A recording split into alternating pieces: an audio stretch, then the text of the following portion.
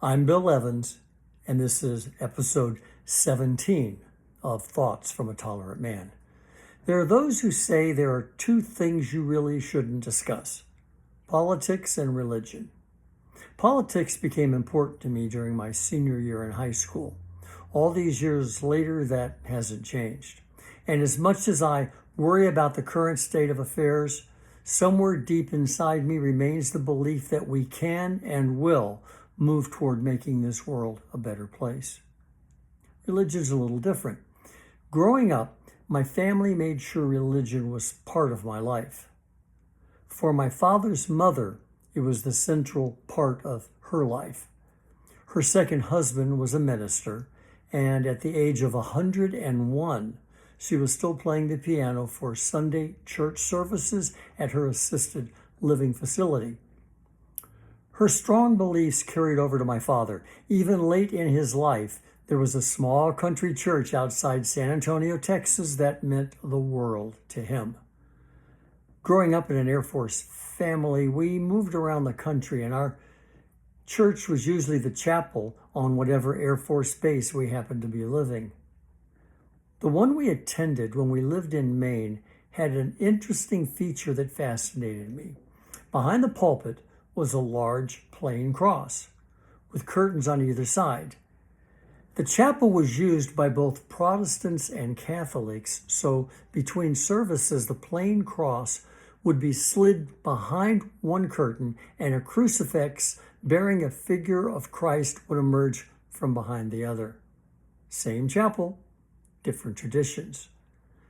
Sunday school before church was a regular part of our lives. Sometimes my brothers and I attended vacation Bible school during the summer. After high school, I occasionally attended church services while I was in the Army, but after that, regular church attendance pretty much disappeared from my life. There is, however, one particular Sunday that I will never forget. I was living in Florida and my daughter was living in New York. We met in San Antonio to spend some time with my father and to see my mother, who was in the late stages of Alzheimer's disease. My father had cared for her at home for as long as he possibly could. Eventually, though, she needed more care than he could provide, and he moved her into an assisted living facility. He still visited her every day.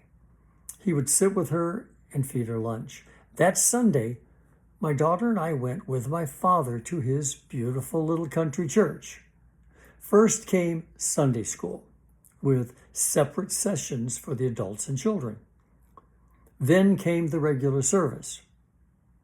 Afterward, everyone gathered in an adjoining building for coffee and pastries, a short inspirational message, and the singing of a few hymns. By the time we left, my daughter and I had certainly had our share of religion for the day, or so we thought. We drove from the church to see my mother. By this point, she was largely bedridden, although she could be moved into a wheelchair.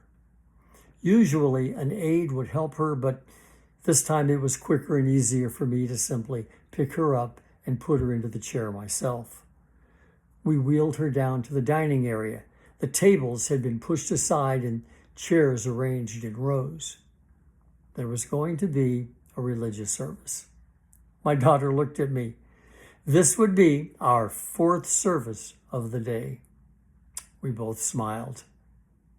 There are stages of Alzheimer's that are terribly difficult for a family. I had seen my mother go through periods of deep depression.